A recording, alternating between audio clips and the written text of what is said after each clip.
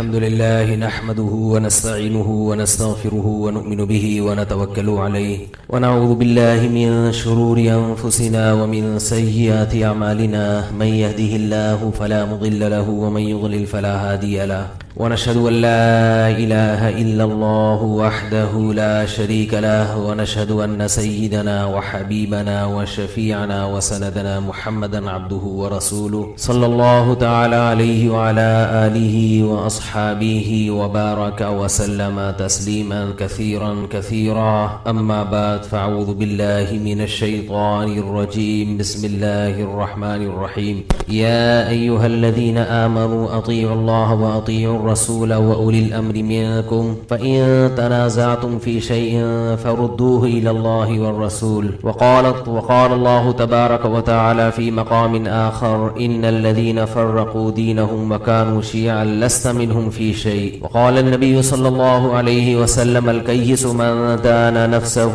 وعمل لما بعد الموت۔ قرآن مجید کی دو آیات اور رسول اللہ صلی اللہ علیہ وسلم کی ایک حدیث پڑھی ہے۔ دعا ہے کہ اللہ تعالیٰ صحیح طرح سے بات کہنے کی، سننے کی، سمجھنے کی اور عمل کی توفیق عطا فرمائے۔ پچھلے ہفتے میں نے اعلان کیا تھا کہ جمعے کا بیان نہیں ہوگا سفر کے باعث، تو ایک جمعہ تو سفر میں گزرا، دوسرے میں کچھ آپ دیکھ رہے ہوں گے آنکھوں میں کچھ سیاہ حلقے نظر آ رہے ہوں گے، آنکھوں میں کچھ سویلنگ تھی جس کی وجہ سے سفر کو کینسل کرنا پڑا۔ تو اگلے ہفتے پھر سفر ہے، تو اگلے جمعے پھر بیان نہیں ہوگا۔ اتوار کا بیان تو ہوگا، یہ جو پرسوں اتوار آ رہی ہے اس کے بعد جو جمعہ ہے اس میں بیان نہیں ہوگا۔ یہ اس لیے کہ آپ کہیں گے کہ بھئی مولوی صاحب نے تو کہا تھا میں شارٹ ہوں گا، لیکن یہ تو مارکیٹ میں اویلیبل ہے۔ طبیعت آنکھوں میں سویلنگ تھی، بالکل بند ہو گئی تھی۔ تو یو اے ای کا جو سفر تھا، دبئی کا، شارجہ کا، اس میں آنکھیں بالکل بند تھیں، اتنی زیادہ سوجی ہوئی تھی۔ تو اس میں کالا چشمہ لگا کے بیان کر رہا تھا، وہاں پہ ویڈیو ریکارڈنگ کی اجازت نہیں تھی، اس لیے کہ کالے چشمے میں آتا تو لوگ کہتے مولوی صاحب کچھ ضرورت سے زیادہ ماڈرن ہو گئے ہیں، ابھی تک تو ہم نے سوئمنگ ڈائیونگ برداشت نہیں ہو رہی تھی، اب انہوں نے کالے چشمے پہننا بھی شروع کر دی۔ کس کو وضاحتیں کرتے کہ بھائی یہ آنکھوں میں سویلنگ ہے، اس وجہ سے ایسا کیا ہوا ہے۔ اس لیے میں نے کہا بھائی صرف آڈیو پہ گزارا کر۔ میں نے جو قرآن مجید کی آیات پڑھی ہیں، ان آیات میں اللہ تعالیٰ نے اختلاف کے وقت اللہ کے رسول صلی اللہ علیہ وسلم اور اللہ کی کتاب کو فالو کرنے کا حکم دیا ہے۔ اس زمانے میں ایک بہت بڑا مسئلہ یہ ہے، بار بار جو میں یہ بات کہتا رہتا ہوں کہ علماء پہلے اصلاح امت کا کام کرتے تھے، اس کام کو زیادہ فوکس کرتے تھے کہ قرآن مجید نے جو اپنے اور اپنے بندوں کے حقوق بیان کیے ہیں ان کو زیادہ فوکس کیا جائے کہ اللہ کے کیا حقوق ہیں، نماز ہے، حج ہے، زکوٰۃ ہے، جھوٹ سے بچنا ہے، رشوت سے بچنا ہے، زنا سے بچنا ہے، نظر کی حفاظت کرنی ہے۔ اس کو علماء زیادہ فوکس کرتے رہے ہیں ہر دور میں، عوامی مجمع میں، اور جو علمی باتیں ہوا کرتی تھیں وہ صرف علماء کی آپس کی محفلوں میں ہوا کرتی تھیں، دینی مدارس کے اندر، کیونکہ جو مسائل کا جو چیپٹر ہے فقہی مسائل وہ آسان نہیں ہے، وہ مشکل ہے۔ قرآن مجید میں دو قسم کے مضامین ہیں، ایک ہے مسائل جس کو فقہی مسائل ہم کہتے ہیں، فروعی مسائل ہم کہتے ہیں، اور ایک چیپٹر ہے فضائل کا، نصیحتوں کا۔ آپ لوگ سب بیدار تو ہیں نا؟ کیا خیال ہے؟ آج کیا تاریخ ہے؟ 1 فروری کی 2019۔ تو ایک چیپٹر ہے مسائل کا اور ایک چیپٹر ہے فضائل کا۔ تبلیغ میں کہتے ہیں نا مسائل کا علم علماء سے سیکھو اور فضائل کا علم فضائل کے حلقوں میں بیٹھ کے سیکھو۔ تو قرآن ہو یا حدیث ہو، ان میں مسائل بھی ہیں اور فضائل میں نصیحت کی باتیں بھی، انبیاء کے واقعات، تاکہ ہمیں آخرت کا استحضار نصیب ہو، آخرت کا خوف نصیب ہو۔ میں سمجھا پا رہا ہوں اپنی بات؟ یہ سب چیزیں ہمارے اندر پیدا ہو جائیں۔ تو یہ چیپٹر قرآن مجید نے بہت آسان رکھا ہے، یہ چیپٹر قرآن نے بہت آسان، کیونکہ اس کی ضرورت، یہ تو فرض عین ہے یہ سیکھنا۔ اسی وجہ سے قرآن میں اللہ تعالیٰ کا ارشاد ہے وَلَقَدْ يَسَّرْنَا الْقُرْآنَ لِلذِّكْرِ، ہم نے قرآن کو آسان کر دیا نصیحت کے لیے، فقہی مسائل، فروعی مسائل کے لیے نہیں، نصیحت کی باتیں، نصیحت جیسے یوسف علیہ السلام کا واقعہ ہے، اس سے نصیحت حاصل ہوتی ہے کہ دیکھو صبر کے پہ اللہ تعالیٰ کیسے اونچے درجات عطا فرماتے ہیں۔ بیدار ہیں آپ لوگ؟ صبر پہ اللہ تعالیٰ کیسے اونچے مقامات عطا فرماتے ہیں۔ یوسف علیہ السلام نے صبر کیا، یعقوب علیہ السلام نے صبر کیا، کیسا نوازا اللہ نے۔ یہ ہے نصیحت کی بات، یہ کوئی حنفی، شافی، مالکی، حنبلی اختلافات کی بات بولو بھائی نہیں ہے، نہ کوئی اہل حدیث اس میں اختلاف کرے گا، یہ نصیحت کی بات ہے بھائی، صبر سے فائدہ ہوتا ہے، آخرت کی باتیں، آخرت کے دلائل جو غیر مسلموں کو بھی اپیل کرتے ہیں۔ اولم یر الانسان انا خلقناہ من نطفہ، دیکھتے نہیں ہم نے پانی کی بوند سے پیدا کیا، فاذا هو خصیم مبین، اور بولتے ہو چلتے ہو پھرتے ہو تو جو تمہیں پانی کی بوند سے پیدا کر سکتا ہے وہ قبر میں مٹی ہونے کے بعد دوبارہ انسان بنا کے اپنے سامنے نہیں کھڑا کر سکتا۔ اولیس اللہ، کیا وہ اللہ بقادر علی ان یخلق مثلہم، کیا وہ اللہ اس پر قادر نہیں ہے کہ ان جیسے انسان دوبارہ پیدا کر دے؟ یہ کوئی فقہی مسئلہ نہیں ہے، یہ بیسک عقائد ہیں، نصیحت کی باتیں ہیں جو غیر مسلم کو بھی سمجھ میں آئیں گی، ہندو کو بھی سمجھ میں آئیں گی، ایک گنوار دیہاتی کو بھی سمجھ میں آئیں گی۔ میں سمجھا پا رہا ہوں کیا خیال ہے بھائی؟ بہت آسان باتیں ہیں۔ اسی طرح قرآن مجید میں ہے جنت کی باتیں، جنت میں شراب کی نہریں، دودھ کی نہریں، جنت میں حوریں ہیں، جنت میں باغات ہیں۔ ام نجعل المتقین کالفجار، اللہ فرماتے ہیں اگر جنت اور جہنم برحق نہیں ہے تو اس کا مطلب تو یہ ہوا کہ مرنے کے بعد نیک اور برے برابر ہو جاتے ہیں۔ پھر تو کیا اللہ سے یہ امید رکھتے ہو کہ وہ نیک لوگوں کو نیکی کا بدلہ نہ دے اور بروں کو سزا نہ دے، اور جو نیکی کرے وہ بھی ایسا ہی، جو برائی کرے وہ بھی ایسا ہی؟ واہ بھائی واہ بھائی، اگر آخرت نہیں ہے تو اللہ کی مان کے چلنے والا اور نہ ماننے والے دونوں کیا ہیں؟ برابر، بلکہ نہ ماننے والے زیادہ مزے میں ہوتے ہیں۔ کیا خیال ہے بھائی؟ تو مر کے اگر مٹی ہو کے ختم ہی ہونا ہے، دوبارہ حیات نہیں ہے، تو یہ تو دھاندلی ہے بہت بڑی اللہ کی طرف سے، معاذ اللہ۔ اللہ فرماتے ہیں ایسا نہیں ہے، پرہیزگاروں کو بدلہ ملے گا۔ وَلَا تَحْسَبَنَّ اللَّهَ غَافِلًا عَمَّا يَعْمَلُ الظَّالِمُونَ، غافلوں، اللہ کو غافل مت سمجھو جو ظالم لوگ کر رہے ہیں۔ تو یہ جو آیات ہیں ان کا تعلق ہے ذکر سے، نصیحت سے۔ ارے بھائی کیا ہو گیا؟ یہ آسان ہے، اسی کے بارے میں قرآن نے کہا وَلَقَدْ يَسَّرْنَا الْقُرْآنَ لِلذِّكْرِ، قرآن کو ہم نے آسان کر دیا ہے نصیحت کے لیے۔ اور بہت سی آیتیں، موسیٰ علیہ السلام کا واقعہ، کیسے ایک کمزور پیغمبر کو فرعون جو ظالم جابر تھا اس کے مقابلے میں اللہ نے فتح اور نصرت سے ہمکنار کر کے بتا دیا وَنُرِيدُ أَن نَّمُنَّ عَلَى الَّذِينَ اسْتُضْعِفُوا فِي الْأَرْضِ وَنَجْعَلَهُمْ أَئِمَّةً وَنَجْعَلَهُمُ الْوَارِثِينَ، فرعون کی زمین میں اس کی سلطنت کے کھوٹے گڑ گئے تھے، ہم نے ارادہ کیا کہ ہم اس طاقتور ظالم کو، کمزور قوم کو اس طاقتور ظالم پہ غالب لا کر اس کا ہمیشہ کے لیے خاتمہ کر دیں۔ اور اس کے لیے اللہ نے کیسی تدبیریں کی ہیں، موسیٰ کو پیدا کیا بنی اسرائیل میں، وَحَرَّمْنَا عَلَيْهِ الْمَرَاضِعَ مِنْ قَبْلِ، وہ صندوقچے میں پہنچے فرعون کے گھر میں اور اللہ نے کسی عورت کی چھاتی سے دودھ ان پر حرام کر دیا، فَرَجَعْنَاهُ إِلَىٰ أُمِّهِ فَرَدَدْنَاهُ إِلَىٰ أُمِّهَا، ہم نے ان کو ان کی ماں کی گود میں واپس پہنچا دیا، لِتَعْلَمْ، تاکہ اس کو یقین آ جائے، أَنَّ وَعْدَ اللَّهِ حَقٌّ، کہ اللہ جو وعدہ کرتا ہے وہ وعدہ سچا ہوتا ہے۔ تو یہ آیات کا تعلق کس سے ہے؟ فقہی مسائل سے ہے، رفع الیدین، آمین بالجہر، مرد اور عورت کی نماز میں فرق، زور سے آمین، آہستہ آمین، ٹانگیں چوڑی پتلی، اوپر سینے پہ ہاتھ باندھنے، ناف پہ، کس سے تعلق ہے اس کا؟ بولو بھائی، نصیحت سے۔ نصیحت والی آیتیں قرآن مجید میں بہت آسان ہیں، اس کے لیے نہ اجتہاد کی ضرورت، نہ بہت زیادہ تدبر، بہت زیادہ غور و فکر کی بھی ضرورت نہیں ہے، یعنی آیتوں کو سمجھنے کے لیے، عبرت حاصل کرنے کے لیے تو تدبر ہے، لیکن آیتوں کا مفہوم سمجھنے کے لیے یہ تو قرآن میں آتا ہے افلا یتدبرون القرآن، قرآن میں تدبر کیوں نہیں کرتے، بہت زیادہ غور کیوں نہیں کرتے؟ تو مراد اس سے ہے عبرت کے لیے غور کرنا، عبرت حاصل کرنے کے لیے تو غور کرنا پڑے گا، آیتوں کا اصل مفہوم سمجھنے کے لیے زیادہ غور و فکر کی ضرورت نہیں ہے۔ دوسری وہ آیات ہیں جن میں فقہی مسائل ہیں، اجتہادی مسائل ہیں، ان مسائل کے بارے میں جو آیات اور احادیث ہیں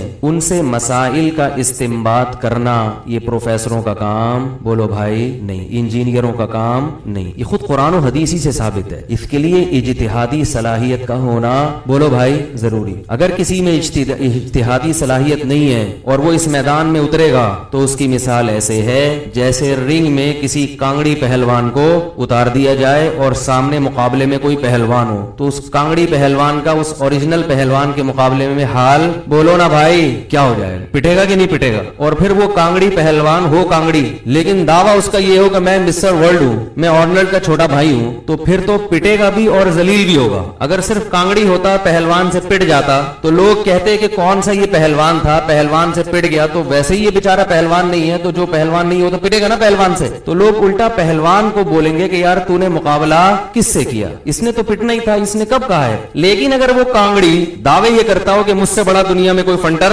نہیں ہے، تو پھر پٹے گا بھی اور ساتھ ساتھ، بولو بھائی، ذلیل بھی ہوگا۔ تو مصیبت یہی ہے، یوٹیوب آج کل ایک جھنجھنے کی طرح ہر ایک کے ہاتھ میں آ گیا ہے، کتابیں چھپی بھی ہیں، تو ہر آدمی جو اہل نہیں ہے وہ بھی مصنف ابن ابی شیبہ بخاری مسلم کے اردو ترجمے لے کر بیٹھا ہوا ہے. اور وہ کام جو مجتہدین کا تھا, بڑے بڑے فقہا کا, جس پر امت نے بڑے بڑے مجتہدین پر اعتماد کیا ہے, بڑے بڑے محدثین ہیں جو فتویٰ مجتہد کے قول پہ دیا کرتے تھے, میں انشاءاللہ کسی دن حوالوں کے ساتھ پیش کروں گا. حالانکہ وہ حدیث کے بڑے علامے تھے مگر اپنے قول پہ فتویٰ نہیں دیتے تھے, اپنے اوپر اعتماد نہیں تھا ان کو. یفتی بقول ابی حنیفہ, یفتی بقول الشافعی, خود علم تھا مگر فتویٰ کسی اور کے قول پہ دے رہے ہیں, وہ اپنے علم پر اعتماد نہیں. آج 4 کتابیں پڑھ کر فنٹر گیری شروع, اور تکبر اتنا ہے, تکبر اتنا ہے. آپ کو یاد ہوگا میں نے 1.5-2 ہفتے پہلے ایک سوال کیا تھا, وہ سوال انجینئروں سے نہیں تھا, وہ اہل حدیث کے سنجیدہ علماء سے سوال تھا. وہ سوال یہ تھا کہ مرد اور عورت کی نماز میں جو فرق پر آپ ہم سے حدیث کا مطالبہ کرتے ہیں, بار بار کہتے ہیں کہ حدیث دکھاؤ, تو رمل میں عورت رمل نہیں کرے گی, اس پر بھی آپ کوئی حدیث دکھائیں. صفا اور مروہ میں دوڑے گی نہیں, اس پر بھی آپ کوئی حدیث دکھائیں. اور لبیک عورت آہستہ کہے گی, اس پر بھی آپ کوئی بولو بھائی حدیث دکھائیں. تو اہل حدیث عالم کی طرف سے جواب نہیں آیا, اس لیے کہ وہ میرا سوال سمجھتے تھے. ٹھیک ہے, وہ سمجھتے تھے کہ حدیث سے اس کی مراد قول رسول ہے. یہ بات تو درست ہے کہ ثانوی درجے میں حدیث کا اطلاق قول صحابی پر بھی ہوتا ہے, لیکن اس قول پر جو غیر مدرک بالقیاس ہو, یعنی صحابی کا ایسا قول جس کے بارے میں یہ 100% یقین ہو کہ یہ اپنے اجتہاد سے صحابی کے لیے کہنا ممکن ہے ہی نہیں. مثال کے طور پر کوئی صحابی کسی سورت کی فضیلت بیان کریں گے, یہ سورت پڑھنے سے اتنا ثواب ملتا ہے. اب یہ مسئلہ ایسا ہے کہ ہم یہ کہہ نہیں سکتے کہ صحابی نے اس میں قیاس کیا ہوگا, کیونکہ یہ سورت کے فضائل یا فلاں عبادت کی فضیلت, یہ اس کا قیاس سے کوئی تعلق نہیں ہے, اس میں اجتہاد کا دخل ہے ہی نہیں. تو ایسی روایت بھی حدیث نہیں ہوتی, بحکم حدیث ہوتی ہے. بحکم حدیث کا مطلب مقام اس کا وہ ہوگا جو حدیث والا ہوتا ہے, مگر ہوتا وہ قول رسول پھر بھی نہیں ہے. اور کچھ حدیثیں ایسی ہوتی ہیں, یعنی حدیث سے مراد صحابہ کا فتویٰ, وہ ایسے ہوتے ہیں فتاوا کہ جس کے بارے میں یہ امکان ہے کہ انہوں نے کسی اور مسئلے پر قیاس کر کے کہا ہو, قیاس کیا ہو انہوں نے, اس کے بعد وہ بحکم حدیث بھی نہیں ہوتا, وہ غیر مدرک بالقیاس نہیں ہوتا. اس لیے اس کے بارے میں یہ کہا جا سکتا ہے, اس کے بارے میں یہ ممکن ہوتا ہے کہ صحابی کا اپنا اجتہاد ہو, تو وہ بحکم حدیث بھی نہیں ہوتا. تو میں نے یہ سوال کیا تھا, تو اہل حدیث عالم کی طرف سے جواب اس لیے نہیں آیا کہ وہ سمجھتے تھے کہ اس کا مطلب بولو بھائی کیا ہے. ایسے شخص کی طرف سے جواب آیا جو میری بات کا مطلب نہیں سمجھتا, قرآن و حدیث کا مطلب سمجھنے کے لیے تو اور زیادہ بصیرت چاہیے. ٹھیک ہے نا, کیونکہ قرآن و حدیث کی فہم میں تو بڑے بڑے مجتہدین کا اختلاف ہوا ہے, اس لیے کہ اس کے لیے تو آپ کی مینٹل اپروچ اور بھی زیادہ اوپر ہونی چاہیے. تو میرا ارادہ نہیں تھا جواب دینے کا, کیونکہ میرے اور پرانے کچھ اعتراضات ہیں, اس کا جواب بھی اب تک نہیں آیا. اور آپ جواب دیں پھر آگے سے جواب, پھر جواب کا جواب, اس کا نقصان یہ ہوتا ہے کہ جو لبرل لوگ ہیں نا, جو دین سے دور ہیں, جب وہ یہ دیکھتے ہیں کہ اس طریقے سے ان کے اس مسئلے پر بحث ہو رہی ہے, کیونکہ عام آدمی کو نہیں پتا ہوتا کہ مولوی کون ہے, انجینئر کون ہے, پروفیسر کون ہے, عالم کون ہے, عام پبلک نہیں جانتی ہے. وہ جب یوٹیوب پہ مرغوں کی طرح لڑتے ہوئے دیکھتے ہیں فروئی مسائل میں, تو وہ دین کے قریب ہونے کے بجائے دور ہوتے ہیں. میرے بیانات بہت بڑی تعداد میں ہندو بھی سن رہے ہیں جن کی کالز آتی ہیں, اور اللہ کا شکر ہے مثبت اثرات پڑ رہے ہیں. کتنے ہندو ہیں جن کی کال آئی کہ ہم مسلمان ہونا چاہتے ہیں, آپ کے بیان سے ہم متاثر ہوئے ہیں, ہم مسلمان ہونا چاہتے ہیں. تبھی میں نے پچھلے ہفتے ایک بیان ریکارڈ کروایا تھا کہ جو غیر مسلم اسلام قبول کرنا چاہتے ہیں وہ مجھ سے رابطہ کریں, کیونکہ مجھے لیگل ان کے لیے کیا راستہ ہوگا اسلام میں آنے کا, ان کو جو خاندان اور معاشرے کی طرف سے پریشانیاں ہوتی ہیں, مجھے اس کا کوئی میرے پاس حل نہیں تھا. تو اللہ کا شکر ہے مولانا کلیم صدیقی صاحب سے میرے رابطے ہو گئے جو ہندوستان میں ہیں. حضرت شیخ الحدیث مولانا زکریا رحمہ اللہ تعالی کے خلیفہ ہیں, اور تقریباً 4 سے 5 لاکھ کے قریب غیر مسلم ان کے ہاتھ پہ مسلمان ہو چکے ہیں. 20 سال سے وہ یہی کام کر رہے ہیں, ان کی پوری ایک ٹیم ہے اور بڑے چپکے سے اخلاص کے ساتھ لگے ہوئے ہیں. تو ان سے بھی رابطہ ہوا, ان کے شاگردوں سے بھی رابطہ ہوا. تو اب مجھے اللہ کا شکر ہے کہ اب میں کہہ سکتا ہوں, وہ ابھی تک انہوں نے شارٹ کلپ پتہ نہیں کہ یہ بھی شارٹ کلپ وہی بناتے ہیں جس میں مرچ مسالہ زیادہ ہو. شادی پر آئے گا تو ایک دم مارکیٹ میں شارٹ کلپ, تو جو ایسی باتیں ہوتی ہیں اس پہ شارٹ کلپ بھی. ان کو میں نے بار بار کہا بھائی وہ غیر مسلم کے بارے میں جو کلپ تھا اس کا کلپ کیوں نہیں آیا اب تک, تو کہہ رہے ہیں آ رہا ہے. اور جو تھے نا انجینئر کے بارے میں ایک دم فوراً جی ہاں, میں بھی ان پروف کا جواب بھی دیتا ہوں. جی وہ سوال سمجھ پایا ہے, وہ بہت ہوشیار ہے. اس کو چونکہ جواب نہیں آیا تو اس نے یہ ایسے ہی ہے جیسے کوئی بادشاہ کسی کو کہے کہ تم خربوزہ لے کر آؤ تو میں 10 کروڑ روپے انعام دوں گا. تو اب انعام کی لالچ میں خربوزہ تو مل نہیں رہا, تو تربوز اٹھا کے لے آیا وہ. اب تربوز کو لوگ تو خربوزہ نہیں مانیں گے نا, تو اس نے وہیں سے چیخنا شروع کر دیا, دیکھو میں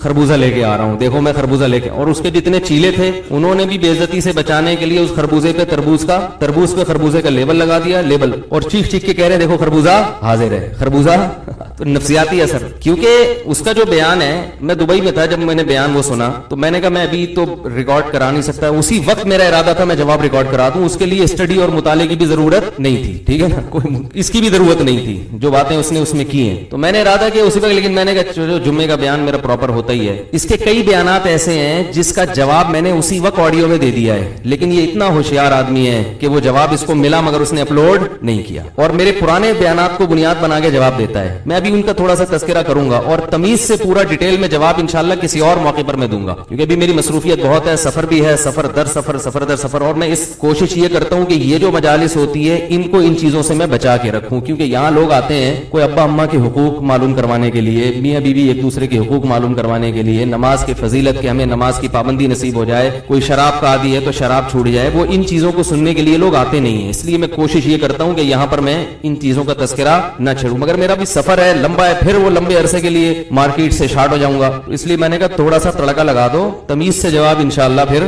حوالوں کے ساتھ بعد میں مارکیٹ میں آ جائے گا انشاءاللہ. تو وہ کیا ہے کہ محترم نے کہا کہ اتنے سارے حوالے ہیں, جو میں عرض کر رہا تھا کہ جب جس کانٹیکٹ میں نے کہا ہے نا کہ حدیث, اس سے مراد کیا ہے, قول رسول. اس لیے کہ جب آپ ہم سے یہ مانگتے ہیں کہ مرد اور عورت کے فرق پر کوئی حدیث بتاؤ, تو حدیث سے آپ کی مراد کیا ہوتی ہے, قول رسول, رسول اللہ صلی اللہ علیہ وسلم کا قول مراد ہوتا ہے, آپ کی یہ مراد ہوتی ہے. باقی ان محترم نے یہ ثابت کرنے کی کوشش کی ہے میرے اس بیان سے کہ میں بھی جاہل ہوں اور ہمارے جتنے علماء جو مدارس میں پڑھ رہے ہیں سب جاہل ہیں. ان کو تو دورہ حدیث میں ایک سال یہ دورہ کرتے ہیں, وہ بھی چائے کی طرح سی بازاری زبان. ایک بات تو یہ بتا دوں, میں نے اپنے بیان میں یہ نہیں کہا تھا علماء کو میرا چیلنج ہے, میں علمی بحثوں میں یہ چیلنج کے الفاظ اور دیوبندی بریلوی اس ٹائپ کے الفاظ استعمال نہیں کرتا. یہ بھی میں عرض کروں کہ جب میری ویب سائٹ بنی ہے 2009 میں یا 10 میں, اس میں میرے نام کے ساتھ ہمارے شاگردوں نے یا ایک دو لڑکوں نے دیوبندی لگا دیا تھا, جو میں نے ہٹوایا ہے. سمجھا پا رہا ہوں اپنی بات, میں اپنے نام کے ساتھ نہ حنفی لگاتا ہوں اور نہ